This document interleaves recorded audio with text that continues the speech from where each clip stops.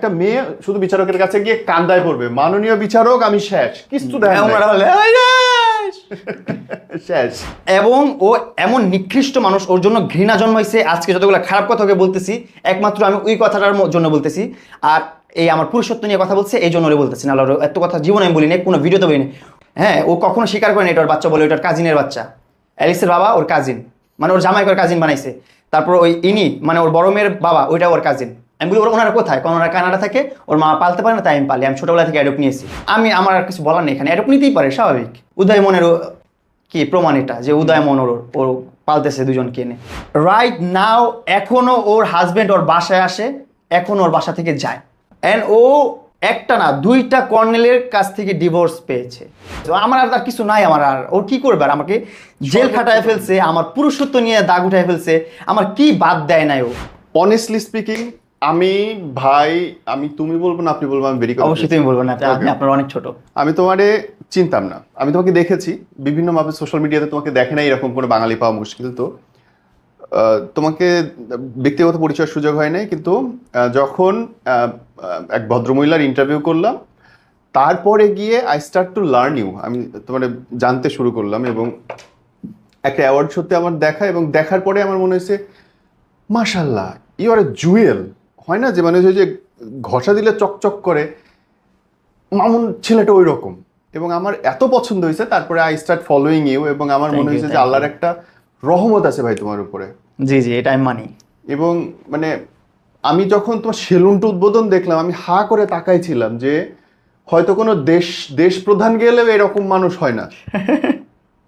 সবই ভালোবাসা, সব স্বেচ্ছা প্রণোদিত হয়ে প্রতিটা মানুষ আসতেছে, প্রত্যেকটা মানুষ যাইতেছে, মানে এটা মিরাকল ম্যান। হাউ, কেমনে মামুন? আমি হচ্ছে আপনার 2018 সাল থেকে কন্টেন্ট করি। কন্টেন্ট বলতে গেলে তখন কন্টেন্ট করি, তখন আমি টিকটক ভিডিও করি, টিকটকার ছিলাম তখন থেকে, এখনো টিকটকারই আছি। না, প্রথমে আমি টিকটকার, দেন টিকটক থেকে যখন ভিডিও করতে করতে দেখলাম আমার ফ্যান ফলোয়ার কিছু হলো, তখন আমার প্রায় 70,000 ফলোয়ার্স।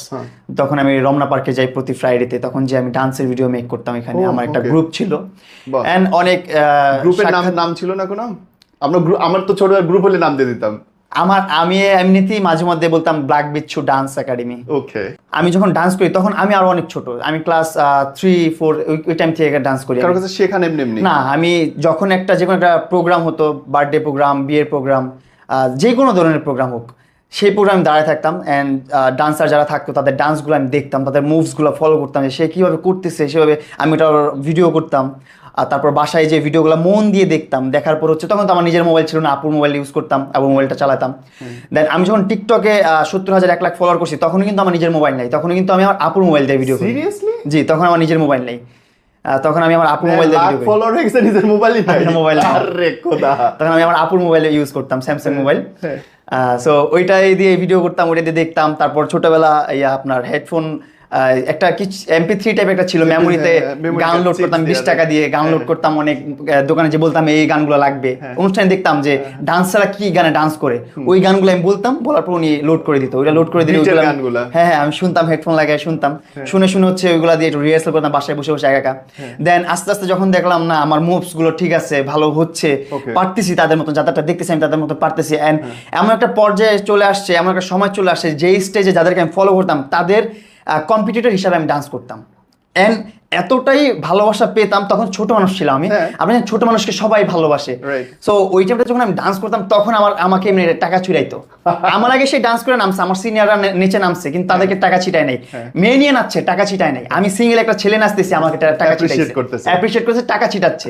সো ওই টাকা ছিটাইতো, এইগুলো আমার দেখলাম খুব ভালো লাগতো। মানে ওই টাকাটা যে পেতাম এটা আমার কাছে একটা আয় ছিল। তখন তো আমার আর বাজেট করে আমাকে নিত না কেউ, আমাকে টাকা দিয়ে নিত না। এখন যে কোনো একটা দোকানে যাই, যে কোনো একটা উদ্বোধনে যাই, 30,000-50,000 টাকা নিচে যাই না, ওইটা দিয়ে ওরা সাইদা দেয় যে ভাই আপনার 50,000 টাকা দিচ্ছি, আপনার শোরুমটা এসে ওপেনিং করে দিয়ে যান।